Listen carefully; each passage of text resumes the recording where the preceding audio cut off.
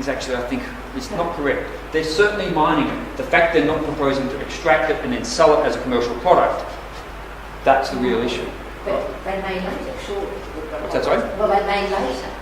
Oh, yeah, absolutely, and that's one of the key points, I think. So for me, my perspective on a lot of these things, when you're looking at the nature of rare earth projects, is you're always going to have these radioactivity issues. And as much as I would oppose, and strongly oppose, and hopefully I think correctly oppose things like uranium mining and nuclear power, that doesn't mean you say no to a rare earth project, but it doesn't mean you give it an automatic easy yes either. Right? These things need very, very careful engineering assessment. Right, so, and certainly when you're looking at a project like this, it's effectively not your standard mine. I mean, it's nowhere near a standard gold mine. What you're dealing with is a very, very complex chemical process. So really, in reality, it's actually a chemical refinery that just happens to be processing a lot of hard rock material. Right, the scale of that mine, if you're looking at some of the, say, copper mines in the world, you're dealing with 400 million tonnes of material movement per year. If you look at Escondida, you're processing 100 million tonnes of copper ore per year and another 300 million tonnes of waste rock per year. Right? If you're looking at Grasberg, where they dump their tailings straight down the Archibald River in West Papua, or Papua province, depending on the political fence you sit on, in that mine, they're mining, again, about 80 million tonnes a year. All that tailings goes straight down the river, and you jump onto Google Earth and you can see that tailings fan going straight down the river. Right? And also about another 300 million tonnes of waste rock.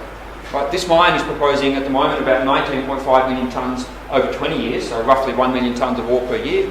And I think really curiously, just the peculiar nature of this deposit, only about 250,000 tonnes of waste rock per year. That's actually, in mining terms, that's actually really, really small. All right, so what they have to do, of course, is use a huge amount of water. Most mines, and I've looked at this for coal mining, for gold, copper, zinc, uranium, you name it, most would use around about 200 to 1,000 litres of water per tonne of ore that they process. Right, they're proposing to use, they need about 4,000 litres. And that's just the unusual nature of rare earths. You're dealing with a very, very complex chemical process. You're not just separating one element like gold, or two like copper and gold. You're separating effectively whole groups of elements like the light rare earths, which are lanthanum and cerium and so on, and then the heavier rare earths, the gadoliniums and the others as you go down the chain, as well as a niobium product and other value that they'll have in there. Right, so in that way, really what we're dealing with a project like this is not just your standard average mine. It's not like Peak Hill, it's not like Tomingley, or not like Cadia even. Although the scale might seem like Cadia in one sense, but the throughput of ore is small. Cadia is 60 to 100 million tonnes a year now, I think. No, it's probably come down now in terms of underground, but very, very large throughput. I think their throughput would be 20 million tonnes of ore per year. I'd have to double check the number, but something close to that. Right, so Cadia does in 1 year what this site is proposing to do over about 20 in terms of just processing ore. Right, but Cadia is pretty simple. A bit of gold out and then send the rest out as a concentrate with copper and a lot of gold in it. Right, here they've got multiple products they've got to separate and a lot of chemical effort to go through to do that. So now within that, I think this question around the salt is really interesting, the question around the residues. It means that the standards need to be much, much higher. Right, we are dealing with stuff that is effectively radioactive waste. And if you go through a look at the existing uranium mines in Australia, Olympic Dam in South Australia and Ranger, the two hard rock mines, the Beverley mine and 4 Mile mines are in situ leach, so they use groundwater to mine that. They pump acid into the groundwater, then extract the uranium out, and then walk away with no groundwater restoration. And they wonder why communities don't give them much respect.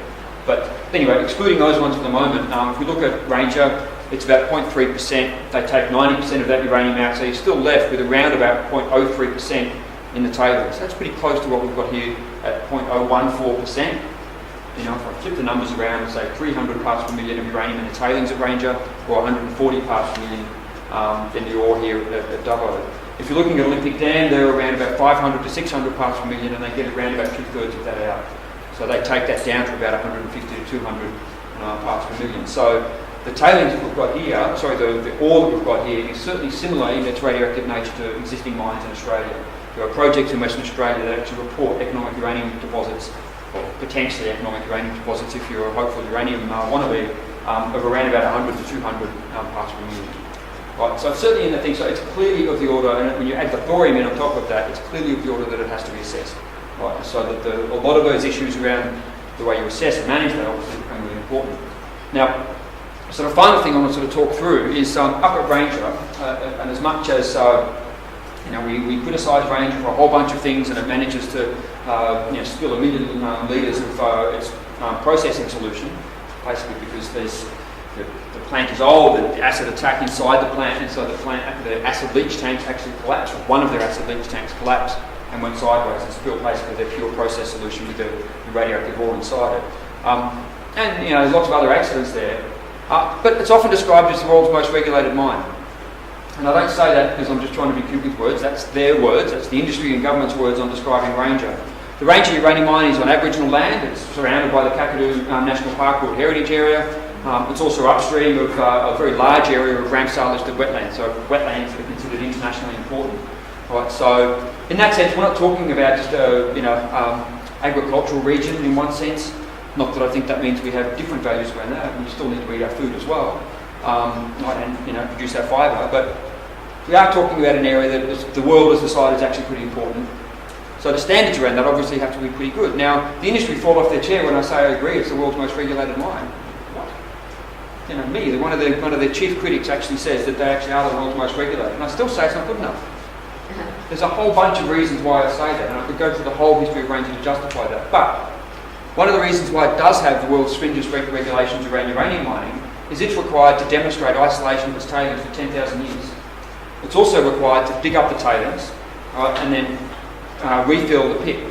So they've got 2 open cuts there. One's already been backfilled now with tailings, and they're in the process of putting a cover over that and then contouring over the top of that, so to try and return some sort of quasi-natural landform to that part of the mine site. And so the second major pit, they've finished active mining and they're now backfilling. And then once they've finished backfilling of some of the rock down the bottom, they then put the tailings 2/3 of the way up, and they'll put more rock over the top of that. And so they're required to demonstrate legally that they have to put the tailings back into the pit, because physically, instead of being above ground where it can erode, and if we think about erosion around here, when you get big floods coming through, the question is not a matter of if, the question is always a matter of how much, what rate, and then where those impacts go, which is what we all know. It's called common sense. But if we look at Ranger, the whole logic has been that actually leaving those tailings above ground, which are radioactive and are significantly radioactive, leaving them above ground in a wet, dry, tropical environment where every year you get some whopping great storms come through from the tropics. So instead of leaving it above ground, you put it back in the pit. And so therefore it's below ground, and therefore erosion risk is not a problem. So physical isolation is a lay down the Z. The question then becomes groundwater contamination and long-term seepage risk coming out of that.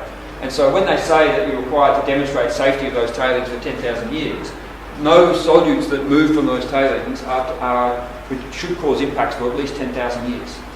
Right. Now, from an engineering point of view, it sounds like, well, how the hell can we model that? We can barely model climate for up to 100 years. Right. But again, a lot of these things, there's levels of sophistication. I don't know of any other mine site in the world that's got that sort of criteria. No other mine site has that. The only other site that I think comes close to that level of regulation is what was the former proposed Yucca Mountain site in America, which was their underground, deep underground site. They were looking to store their high-level nuclear waste from nuclear power. And they were required again to demonstrate a safety case for 10,000 years.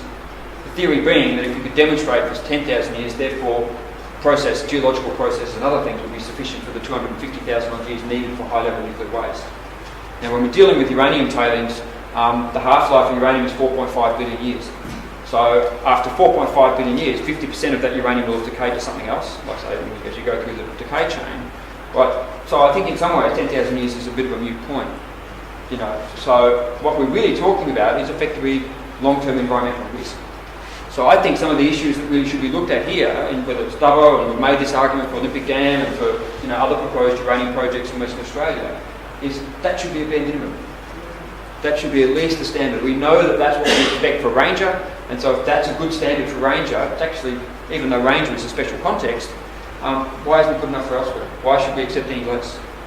So now I think one of the problems, and sort of Bev alluded to this as well, and this is a very, very common problem in the whole environmental impact assessment process, they're proposing a project of 19.5 million tonnes. Meanwhile, for almost a decade to the stock exchange, they've been saying we've got an ore body that's 73 million tonnes. Now, which one do we believe? So, are they going to keep running longer, or are they going to go bigger, or bigger and longer?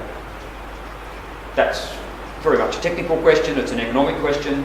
and so on. So at the moment they're proposing, say, 1 million tonnes per year for roughly 20 years. So it gives you about just over a quarter of the ore body.